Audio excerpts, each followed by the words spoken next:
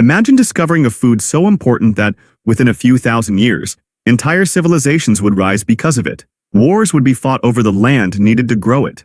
Religions would make it sacred. Millions would depend on it every single day. Yet its invention probably began with a simple accident beside an ancient campfire. Long before humans built cities or planted fields, someone unknowingly took the first step toward creating bread. That single moment would permanently change the history of our species. If you walked across the Middle East around 20,000 years ago, you would not find farms, villages, or bakeries. You would find hunters, gatherers, small groups of people constantly moving in search of food. Most meals came from wild animals, fish, fruits, nuts, roots, and edible plants. Among those plants were wild grasses whose seeds looked similar to modern wheat and barley, but were much smaller and harder to harvest. At first glance, collecting these tiny grains hardly seemed worth the effort. Each seed was no bigger than a fingernail. Thousands had to be gathered just to fill a small pouch, yet ancient people kept collecting them. Why? Because grains possess something rare. They lasted. Fresh berries spoiled quickly. Meat rotted unless preserved, but dried grains could survive for months if kept dry. That made them valuable insurance against difficult seasons. Archaeologists studying stone tools from prehistoric camps have discovered grinding stones carrying microscopic traces of wild cereals dating back tens of thousands of years.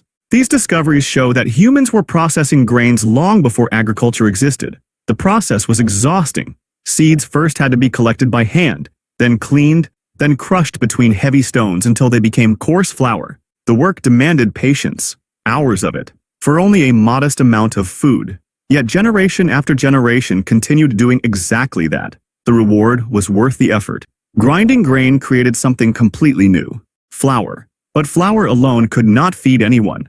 It needed water. At some point, prehistoric people mixed crushed grain with water to create a thick paste. Nobody knows who did it first. Nobody knows whether it happened intentionally, but the result was revolutionary. That paste could be eaten without chewing hard seeds. It was softer, easier to digest. Children and older adults could consume it more easily than whole grains. Then another accident likely occurred. Imagine someone preparing grain paste beside a cooking fire. A small amount spills onto a hot, flat stone. Minutes later, instead of sticky mush, they discover a firm, lightly toasted cake. Primitive, simple, but unmistakably different. This was almost certainly the earliest form of bread, not the fluffy loaves found in modern bakeries, not even close. It was flat, dense, smoky, and coarse, filled with fragments of husks and tiny pieces of stone from grinding tools. Even so, it had remarkable advantages. Cooking changed the starches inside the grain, making them easier for the body to digest. Heat also destroyed many microorganisms and reduced moisture, allowing the food to keep longer than wet porridge. A lucky accident had become an innovation. Archaeological discoveries at sites in northeastern Jordan provide extraordinary evidence for this story. Charred remains of flatbread dating to around 14,400 years ago were found at a Natufian settlement called Shubayqa. These breads were made thousands of years before farming began, proving that hunter-gatherers were already baking simple bread using wild cereals and plant roots. That discovery surprised archaeologists around the world. For decades, many believed bread appeared only after agriculture. The evidence told a different story. Bread came first, farming followed, and that unexpected sequence would eventually transform the entire human world. The discovery that bread existed before farming raises an obvious question. If hunter-gatherers already knew how to bake it, why did humans spend thousands of years creating agriculture? The answer lies in supply. Making early bread required enormous effort. Wild wheat and barley grew in scattered patches across hillsides and valleys. Families had to travel long distances collecting tiny seed heads one by one. By the time enough grain had been gathered, cleaned, and ground into flour, the finished bread represented hours of labor for only a small meal. It was delicious. It was nutritious, but it was rare. Many archaeologists believe bread may have started as a special food rather than an everyday staple. Because it demanded so much work, people probably prepared it only for important gatherings, seasonal celebrations, or periods when enough grain could be collected. Then something changed. Instead of following wild grasses every year, humans began asking a different question. What if the grasses stayed with us? Nobody invented farming in a single moment. It developed gradually as people noticed that dropped seeds often sprouted where camps had once stood. Over generations, communities began clearing land, protecting useful plants, and intentionally sowing grains close to their settlements. The relationship between humans and cereals had completely reversed. For thousands of years, people chased the grain. Now the grain waited for people. That single shift allowed bread to move from an occasional luxury toward becoming one of humanity's most dependable foods. Once farming spread across the Fertile Crescent around 10,000 years ago, bread changed with it. Fields of domesticated wheat and barley produced far larger harvests than wild grasses. Villages expanded, storage pits filled with grain. Families finally had enough flour to bake more frequently instead of saving it for exceptional occasions. But growing grain created entirely new problems. Harvests came only once each year. A poor season could mean starvation. Farmers therefore developed ingenious methods for storing their crops. Large clay jars, underground silos, and carefully sealed granaries protected grain from moisture, insects, and rodents. In many settlements, stored grain represented the community's greatest treasure. Protecting it became essential. A full granary meant survival through winter. An empty one meant disaster. As bread became more common, grinding technology improved as well. Early handstones evolved into larger grinding slabs capable of producing finer flour with less effort. Entire households spent hours each day turning grain into meal. Bread was no longer simply food. It had become daily work. Archaeologists examining ancient skeletons have found evidence of this demanding lifestyle. The bones of many early farming women show repetitive wear on their knees, backs, shoulders, and arms consistent with countless hours spent kneeling over grinding stones. Every loaf carried hidden labor. When you imagine ancient bread, it is easy to picture only the final product. What you rarely picture are the aching muscles behind every handful of flour. And despite all that effort, another remarkable breakthrough was still waiting, one that probably happened by accident. Again, a forgotten bowl of dough would teach humanity something invisible, the power of living microorganisms. That discovery would transform bread forever, and eventually lead to one of the greatest food revolutions in history. For thousands of years, every loaf of bread was flat. Then one day, someone noticed something impossible. The dough had grown. No one watched it happen. There were no microscopes to reveal the countless yeast cells feeding on natural sugars. There was only a bowl of forgotten dough that somehow became lighter, softer, and filled with tiny pockets of air. What ancient bakers had unknowingly discovered was fermentation. Wild yeast floating through the air landed naturally on moist dough. As the microorganisms multiplied, they released carbon dioxide, trapping tiny bubbles inside the mixture. When the dough was baked, those bubbles expanded, creating bread that was softer and easier to chew than the dense flatbreads people had eaten for millennia. At first, this probably seemed mysterious. Some batches rose beautifully, others remained heavy and hard. The difference appeared unpredictable. Ancient bakers had no idea that invisible living organisms were responsible. Instead, they learned through careful observation. If a small piece of yesterday's dough was mixed into today's fresh flour and water, the new batch often rose more reliably. Without realizing it, they had invented the sourdough starter. Long before anyone understood microbiology, humans were successfully cultivating communities of wild yeast and beneficial bacteria. It was practical science thousands of years before science existed. No civilization embraced this discovery more successfully than ancient Egypt. By around 2500 BCE, Egyptian bakers had become masters of leavened bread. Tomb paintings show professional bakeries filled with workers grinding grain, kneading dough, shaping loaves, and loading them into specially designed clay ovens. Bread was no longer a household experiment. It had become an industry. Archaeologists have identified dozens of different bread shapes from ancient Egypt. Some were round, others were cone-shaped, braided, or molded into decorative forms for religious ceremonies. Bakers even flavored certain loaves with dates, figs, honey, herbs, or sesame seeds. The variety was astonishing. Bread also became a form of payment. Workers who built royal monuments, including many laborers at the pyramids, often received wages in bread and beer. Both products depended on grain, making wheat and barley the economic foundation of Egyptian society. This was no coincidence. The annual flooding of the Nile deposited fertile soil across the river valley, producing reliable harvests that supported one of history's greatest civilizations. Without abundant grain, there could be no surplus. Without surplus, there could be no full-time craftsmen, priests, administrators, or monument builders. Bread was quietly supporting an empire, yet Egyptian bread was far from perfect.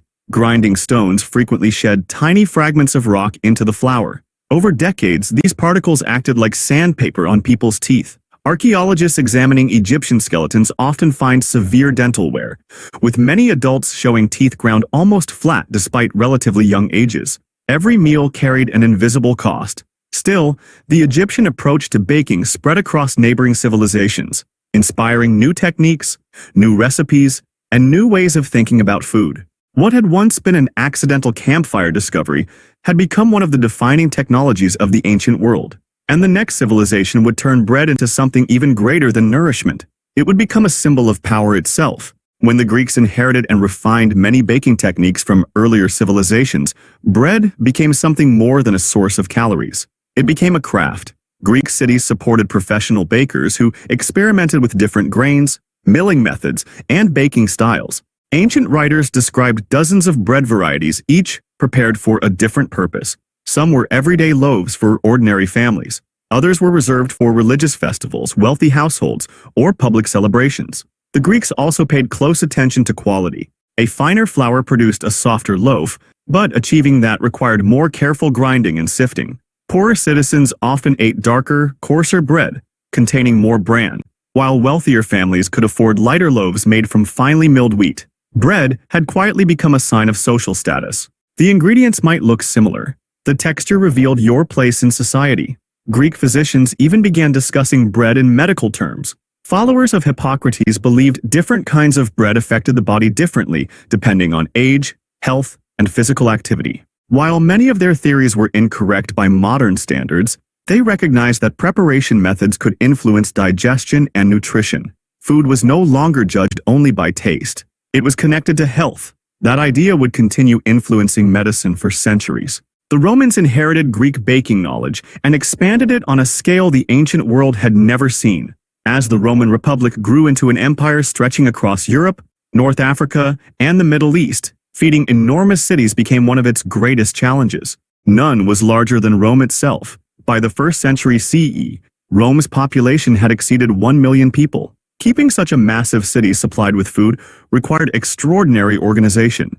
Grain poured into Roman ports from Sicily, Egypt, and later North Africa, transported by fleets of merchant ships crossing the Mediterranean. If those shipments failed, the consequences could be immediate. Bread shortages often led to unrest.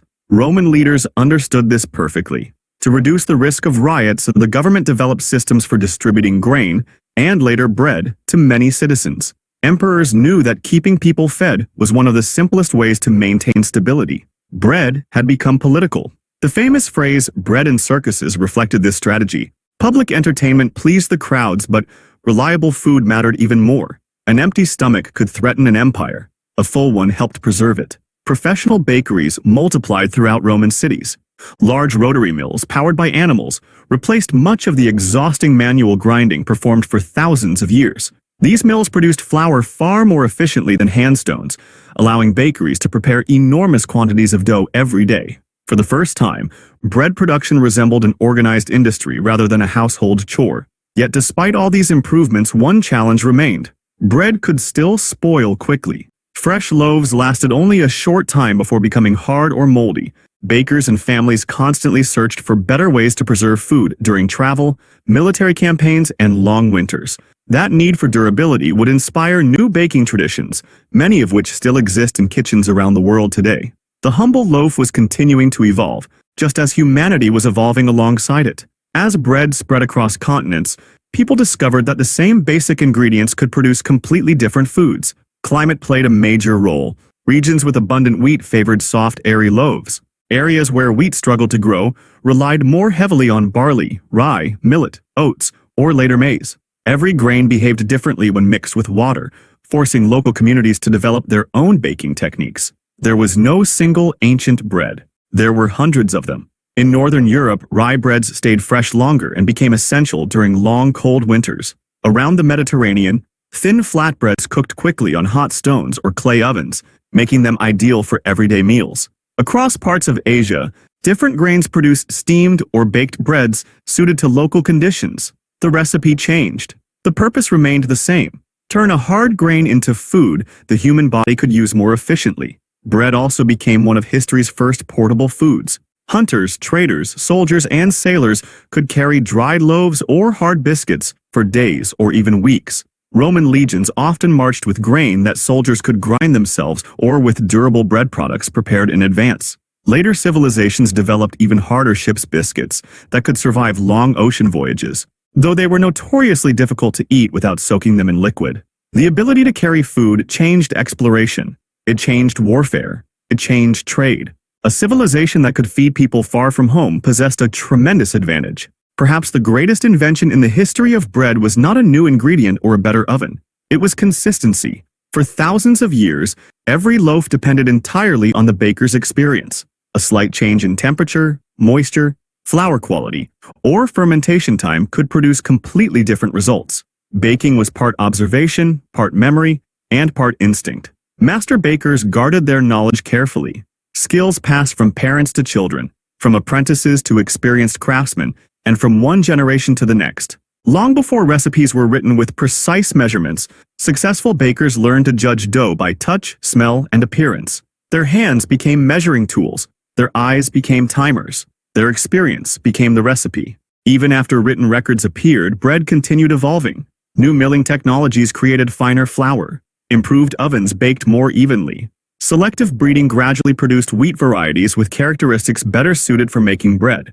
Each improvement seemed small. Together, they transformed one of humanity's oldest foods into one of its most dependable. Yet, despite thousands of years of innovation, every modern loaf still follows the same basic principle discovered by prehistoric people beside a fire: grain, water, heat. Everything else is refinement.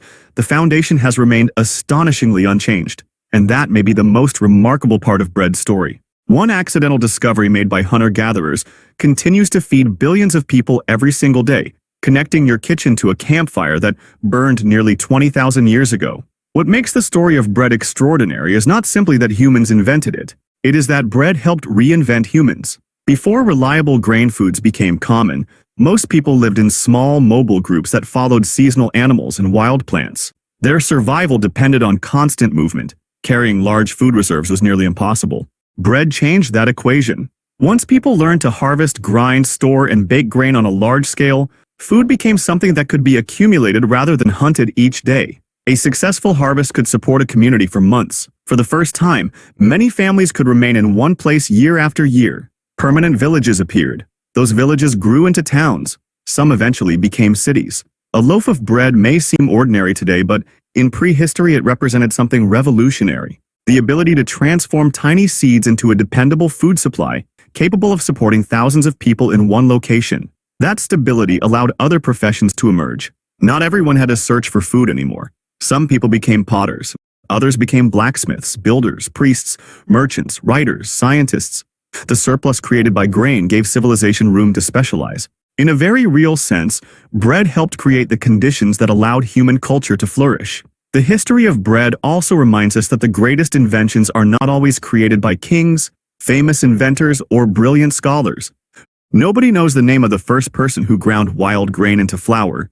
Nobody knows who accidentally dropped dough onto a hot stone. Nobody knows who first noticed that yesterday's fermented dough could make today's loaf softer. Their names disappeared long before writing existed, yet their discoveries outlasted empires. Pharaohs came and went, kingdoms collapsed, languages vanished, but bread remained. Every time you break a loaf, toast a slice, or smell fresh bread coming from an oven, you are participating in one of humanity's oldest continuous traditions. The basic process has survived ice ages, migrations, revolutions, pandemics, and thousands of years of technological change. Few inventions can make that claim. The next time bread appears on your table, it may look simple, but hidden inside it is a story that began with patient hunter-gatherers collecting wild seeds one handful at a time, continued through the first farmers of the Fertile Crescent, was perfected by Egyptian bakers, expanded by Greek craftsmen, industrialized by Roman engineers, and passed from generation to generation without interruption. It is more than food. It is a living record of human ingenuity. Because the greatest ingredient in bread was never wheat. It was curiosity. A single experiment beside an ancient fire became one of the most important discoveries our species has ever made, proving that sometimes the inventions that change the world begin with nothing more than a handful of grain, a little water, and someone willing to wonder what might happen next.